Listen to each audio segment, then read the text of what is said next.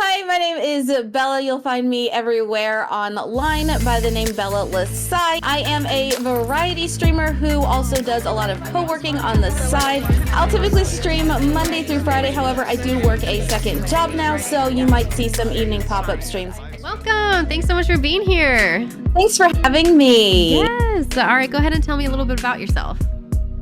Well, I started my streaming journey back in July of 2020. I pretty much just started as a way to escape, my personal escape from a very toxic job that I had been let go of at the very start of the pandemic. So I started streaming and things kind of just snowballed from there.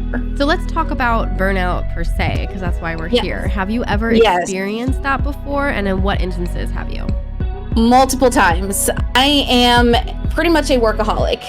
Even right now, I'm working pretty much near full-time and also streaming full-time and doing YouTube as best I can. So I constantly overload my plate. There's been probably, I'd say, 2 or 3 different instances during my entire content creation journey so far that I overloaded way too much and had a nice little explosion of burnout. Right. Yeah. What aspects of content creation themselves is the most challenging for you?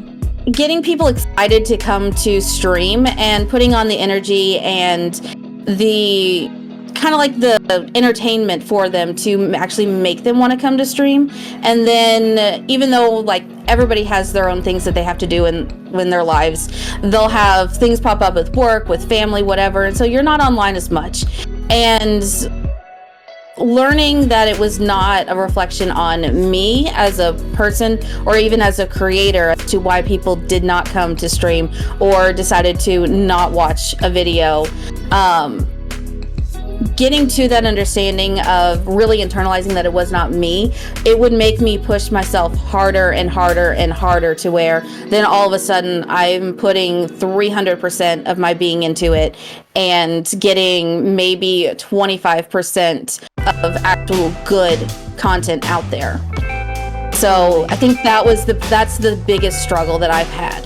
Yes, for sure. So now in hindsight, how do you think you would have changed some things in order to avoid burnout? Changing some of those things, I think some of the things I could have done differently is focused more on the quality over the quantity. I know a lot of people say that, it sounds very cliche, but as a workaholic, the more you work and the more you put into it, it really, in the beginning, 100%, it's going to look really great. It's going to you're gonna seem like the superstar, but slowly it'll start wearing on you, and you'll start putting out really not bad content or like bad projects if you're doing this for work or anything else, but you'll notice that it's just not as fun. It's just not as engaging as you are wanting it to be. And then I think for me, learning that when I get to that point of seeing that in my content, pulling back and saying, okay,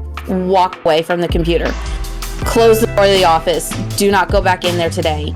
Even though you need to get stuff done, it's just better to really make sure that something that goes out, that you're proud of it, versus just posting something to get that date on that post. Yeah, definitely. So how would you give advice to people now, like that you've experienced all of that, on their own burnout, or people that are about to experience burnout? Having friends who know you and have gotten to know what your signs are, having them be willing to step in and say, hey, are you okay? And notice that when you're pushing yourself too hard, because it is near impossible for you to self-reflect in the moment and say, I'm doing too much, because you will never think that. You will always think you're not doing enough. And having friends come in and say, hey, are you okay? Did you eat today? Did you go to the bathroom? When was the last time you got up from your chair? Just small things here or there to really help you snap out of the mindset, even if it's just for maybe 5-10 minutes. That I think is something that is very beneficial. So how did you or did you not navigate the balance between personal life and streaming and work life, etc.? Yeah. I had no personal life. Not having that balance made me go into this near frenzy of not wanting to let go of this grind, push. And in the middle of all of it, I started lashing out. And my mods and my brother were some of the ones that were the most affected by the whole thing.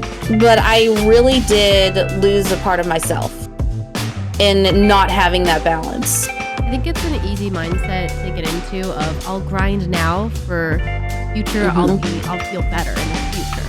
But yeah, you never. When is the future? You're always gonna be grinding. As hard as it is, having that extra side thing that is yours, that is not streams, or not, if you're a YouTuber, that is not for your YouTube channel. Something that is specifically yours, whether it's reading or if you want to pick up a side hobby, whether it's knitting or crochet, because I know a lot of people are picking that up nowadays. Just something that is yours that you can just step away and sit and do. Perfect if you could like sit on the couch and do it. So knowing what you know now, what advice, other than picking up crochet, would you give other people to manage their personal life and content creation? Pick a day that is just for specific things. So say you are doing a bunch of filming for your YouTube channel. Pick 1 or 2 days to where you sit down and all you do that day is film. But then say the editing and any of the other admin things you have to do, save that for a different day. Dividing your days of the week up to where you only do those specific things on those days, it really takes the stress down, because then you're like, okay, I did all of those on those days. I've gotten that out of the way. It's done. Now I can go do something else, whatever that may be. Yes, totally. Is there any other tips you'd like to give anyone that's struggling with burnout?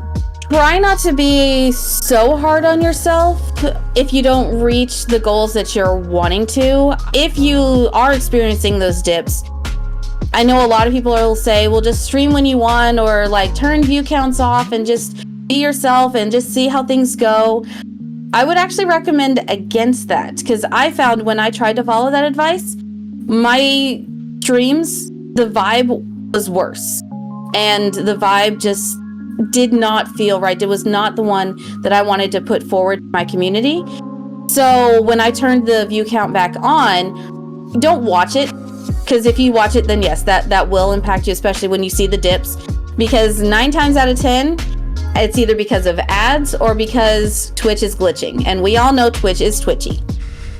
But if you glance at it every now and again, you can kind of then gauge the vibe. So if you notice that the vibe is really, really good, look and see like how that translates to things like your view count or any spikes in like chat activity. Because I know any streamer's worst fear is a completely silent chat, to where you have nothing to bounce off of.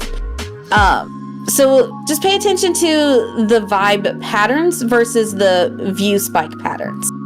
And then I think that is going to help more so on the mental health side than growth side. But at the end of the day, like if we are not there mentally, then I have seen it happen to where like then your community will just leave and they'll check out because they think you've already checked out on them. All right. Well, thank you so much for coming on and answering these questions. Yeah, thank you for having me. Yes. We're going to say goodbye to YouTube, and then I'll say goodbye to you afterwards. Okay? Goodbye. All right. Bye, YouTube.